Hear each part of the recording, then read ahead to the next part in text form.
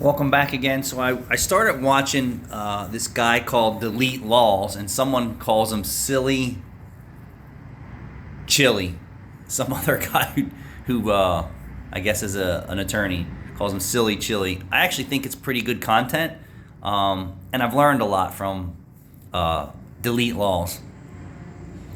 And it seems like he specializes in traffic stop audits and also public place audits. And it's really nice to know that by constitutional law, and I'll tell you this, I've even been taken advantage over in a traffic stop, and they've never gotten real nasty, but they certainly ask questions that they don't really need to ask. And I'll give you a scenario.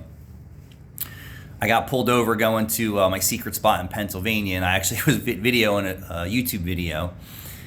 And then the state trooper asked me where I was going. Why is that relevant to the traffic stop? You already pulled me over for speeding. You told me why you were speeding. I acknowledged I was speeding.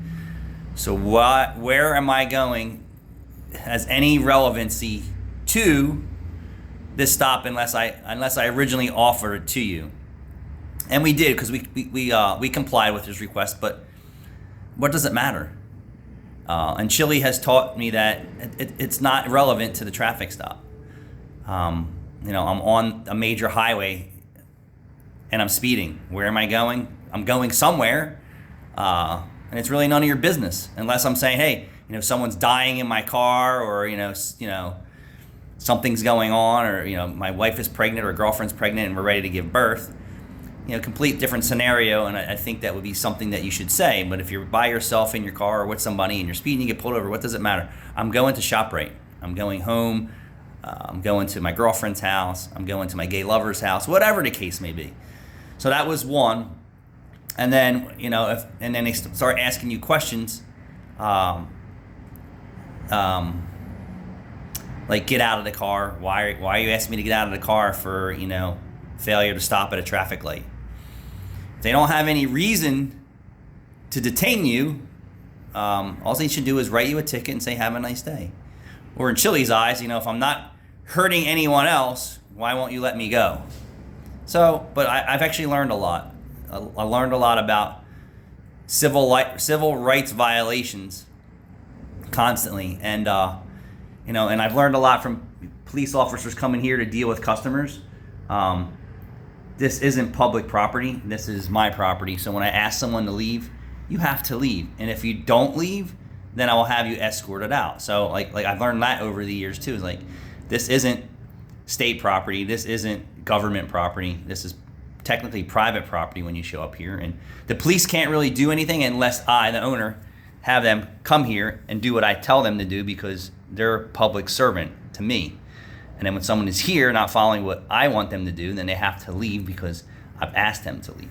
He also said that they can't illegally search your vehicle, and you have to say you revoke the right for a search. And then if they are already searching the car with your permission and then you revoke it, you can stop that transaction. But check him out. He's got a lot of good content.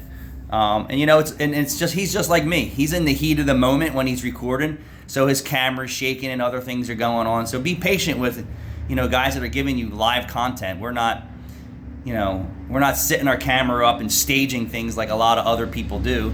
There's no staging in my environment here. I don't take a car apart, put it back together with all the screws missing, and then show you how to do the job. And I've caught a lot of guys out there who are doing that, which is okay. However they feel necessary to stage their content to get views is good. And then Ford Boss me tearing up, what is his name? Scotty Kilmer. I